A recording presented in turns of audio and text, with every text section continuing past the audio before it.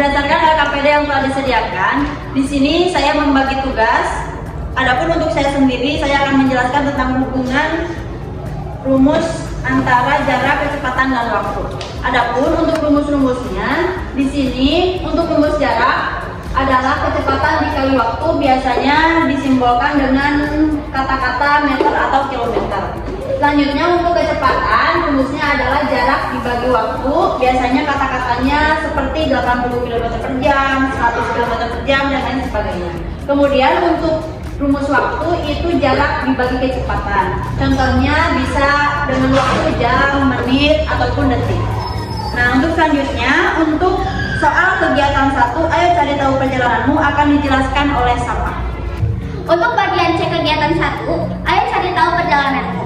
Tanyakan kepada orang tuamu atau ingat-ingat kembali perjalananmu ke sekolah setiap hari. Lalu lengkapi isian berikut. 1. Saya pergi ke sekolah dengan menggunakan transportasi motor. 2. Biasanya saya berangkat dari rumah pukul 6:10. 3. Saya tiba di gerbang sekolah pukul 6:15 waktu Indonesia Barat. 4. Jadi, total lama perjalanan saya dari rumah ke sekolah adalah 5 menit. Selanjutnya akan dijelaskan oleh Dika. Sekian dari saya, wassalamualaikum warahmatullahi wabarakatuh. Salam literasi, dadah. Untuk bagian D kegiatan 2, mari berlatih menghitung. Selesaikan soal cerita berikut ini secara mandiri dan teliti. Tuliskan rumus dan cara pengerjaannya. Soal 1, menghitung waktu perjalanan Andi. Rumah Andi berjarak 2 km dari sekolah. Setiap pagi, Andi diantar ayahnya menggunakan sepeda motor dengan kecepatan rata-rata 1 km setiap menit.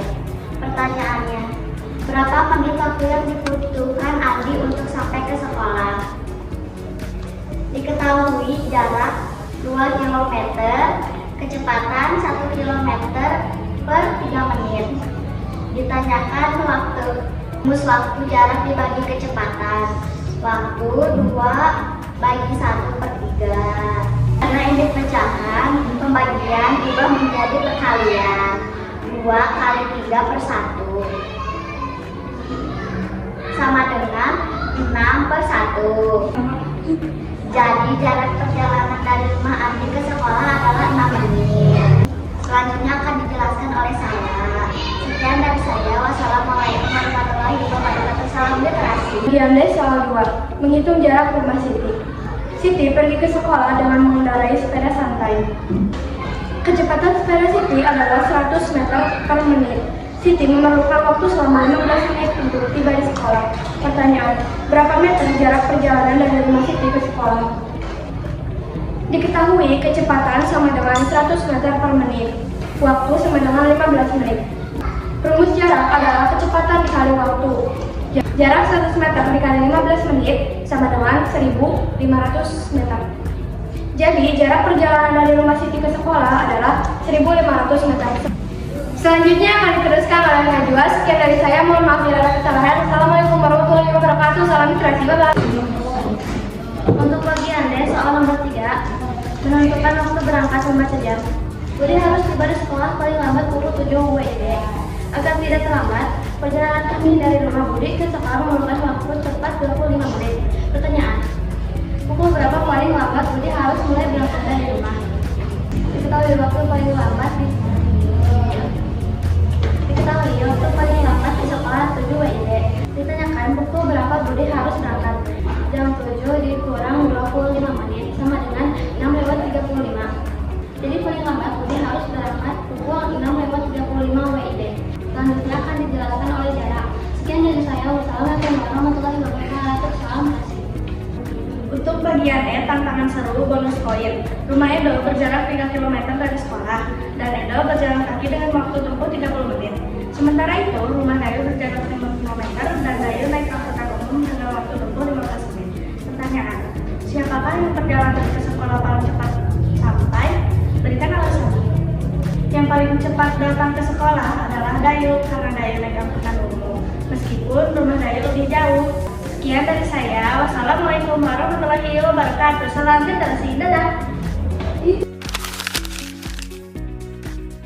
Kali ini saya akan mereview majalah Nalar pada artikel kenapa sih kita harus jogging. karya Dian Muhammad SP. Artikel ini, kenapa sih kita harus jogging? Membahas pentingnya jogging sebagai olahraga sederhana yang memberikan manfaat bagi kesehatan fisik dan mental. Memberikan banyak. Penulis menjelaskan bahwa kebiasaan kurang bergerak dapat berdampak buruk bagi tubuh. Sedangkan jogging mampu meningkatkan kebugaran, menjadi kesehatan jantung, memperbaiki suasana hati, dan meningkatkan fokus dalam belajar.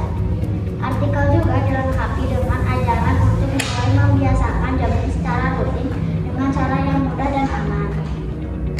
Kelebihan artikel ini terletak pada penyajian komunikatif, menggunakan bahasa yang ringan dan mudah dipahami oleh siswa. Isi artikel disusun secara sistematis, mulai dari pengertian jogging, alasan pentingnya berolahraga, hingga manfaat yang diperoleh. Penambahan ilustrasi membuat pembaca lebih tertarik dan tidak mudah bosan. Selain itu, adanya kutipan hadis memberikan nilai edukatif yang mengaitkan pentingnya menjaga kesehatan dengan ajaran agama. Secara